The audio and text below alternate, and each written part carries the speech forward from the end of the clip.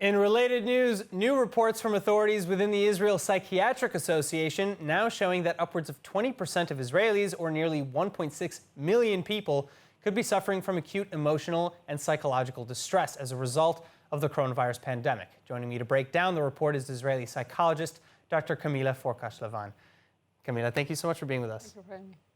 All right, now, the head of the IPA, Dr. Tzvi Fischel, he says that aside from the economic and health issues and damages related to the coronavirus, the lockdowns took away our coping mechanisms, like going to see films, friends, entertainment events, and other normal life routines. What is the manifestation of this loss long term?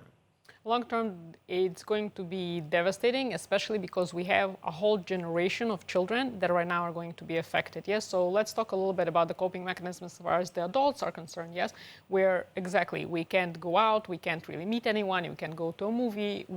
Everything that we used to use in order to cope basically isn't there. So there's this stressful event where in the beginning we didn't even know how dangerous, not dangerous, who's going to die, how many people are going to die, is it everywhere, it's not like what to even do to protect ourselves.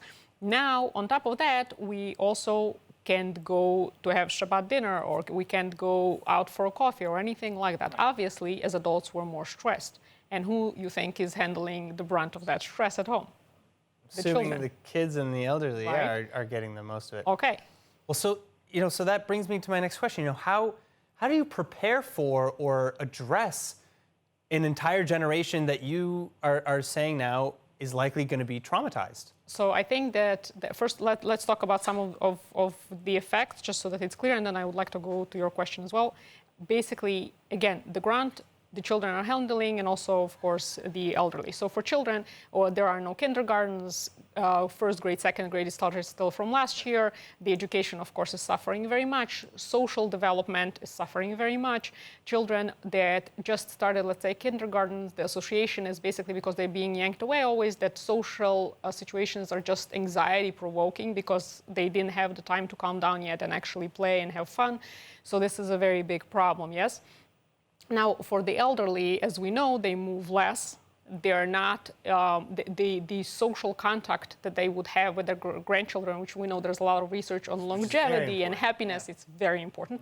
Now, that's not there. So I'm not even sure at this point, and I'm sure the research is going to be there very soon, and some of it is already there, that I'm not sure that the death rates that we're trying to save with COVID, and some of them are we're not even sure if it's directly to COVID or because of the pre-existing conditions, that they will be more than potential death rates due to the stress and the not moving around.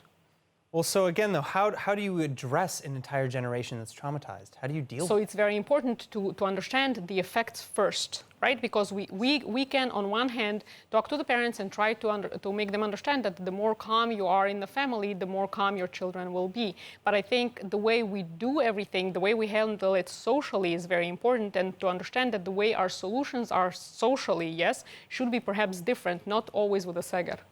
All right, Kamila, thank you so much.